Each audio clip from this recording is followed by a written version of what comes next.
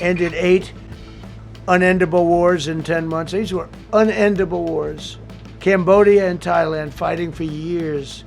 Kosovo and Serbia. The Congo and Rwanda. Pakistan and India, they were really going at it. 8 planes shot down. They were going to go nuclear, in my opinion. The Prime Minister of Pakistan was here, and he said President Trump saved 10 million people and maybe much more than that. They're both nuclear countries. Ended 8 unendable wars in 10 months. These were unendable wars. Cambodia and Thailand fighting for years. Kosovo and Serbia. The Congo and Rwanda. Pakistan and India, they were really going at it. 8 planes shot down. They were going to go nuclear, in my opinion. The Prime Minister of Pakistan was here, and he said President Trump saved 10 million people and maybe much more than that. They're both nuclear countries. Israel and Iran. Egypt and Ethiopia were going to fight over a dam, and I got them to stop. I still got to work it out, because they put a dam up in Ethiopia that stops the flow from a little river called the Nile. I always think of the Nile being in Egypt, you know, beautiful Nile with the pyramids, but they put a dam up. You know who paid for the dam? The United States of America. It's the biggest dam, I think, in the world. They put a dam up. I said, how did you let that happen? Why would we have done that? We financed it. This country would. I don't know. Maybe it was a Republican president, but I don't think it was. I think it was a Democrat. But what a terrible thing. So Egypt basically is, you know, they don't have enough water in the Nile. And they use that for a lot of things, including entertainment and travel and tourism and everything. I mean, I don't know. They got a big dam. I got to work that one out now, too. Armenia and Azerbaijan. President Putin told me, I cannot believe you settled that war. I've been trying to settle that war for 10 years. Armenia and Azerbaijan. They were fighting it for many, many years. And I ended up getting the heads of the both countries in my office. The beautiful Oval Office, much more beautiful now than it ever was. And one sat on one side, one sat on the other. He said, you know, I've been the head of Azerbaijan for 22 years, and for 22 years I've been killing his people. And the other gentleman, and both very good guys, said, I've been here for 7 years, and for 7 years I've been killing his people. And they started over there, and within an hour they were next to each other, and by the time we ended, they were hugging each other, and it's been a great peace, you know. Should have gotten the Nobel Prize for each war, but I don't say that. I saved millions and millions of people. And don't let anyone tell you that Norway doesn't control the shots, okay? It's in Norway.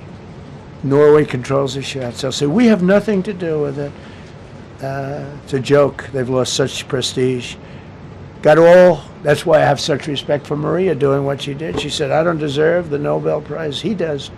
When she got it, they said, wow, that's amazing. I thought President Trump would get it. President Trump deserves it. He ended up 8 wars. How nice, right? It's a good woman. Got all 20 living hostages returned to their families, and the remains, they all came out. We got the 20 living hostages. We got the 28 hostages. They have 1 left that we think we know where it is. Amazing. Looked like we weren't going to get anywhere near that. Now they've gotten almost. And more importantly, we got many more, hundreds. We got them all. If we didn't do it, you wouldn't have had, most of those people would have been dead. I don't know if that's covered properly, but you know, the 20 is great. They were the last ones.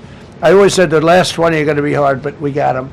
We got the last 20, and we got close to 28 of the bodies of the dead. And to those parents, that was just as important as getting their son back alive. They were almost even more intent on they knew their son was dead. They wanted to get the body. I got him back. We just created the Board of Peace, which I think is going to be amazing. I wish the United Nations could do more. I wish we didn't need a Board of Peace, but the United Nations, and you know, with all the wars I settled, the United Nations never helped me on one war. I mean, I guess I'm not blaming them. I didn't call them to help, but I got you know, the presidents and prime ministers together. We knocked heads. We got along, and they liked me. I liked them. Every single one of them nominated me for a Nobel Prize. Every one of the wars, among many other people, nominated me for a Nobel Prize. But Putin told me, I cannot believe you got this war settled. I've worked on it for 10 years because it's his territory. Rescued 83 American hostages and citizens detained from abroad without paying a lot of money. Paid no money. Apprehended terrorists responsible for the Abbey Gate bombing that claimed the lives of 13 U.S. service members in Afghanistan, the lowest point in the history of our country.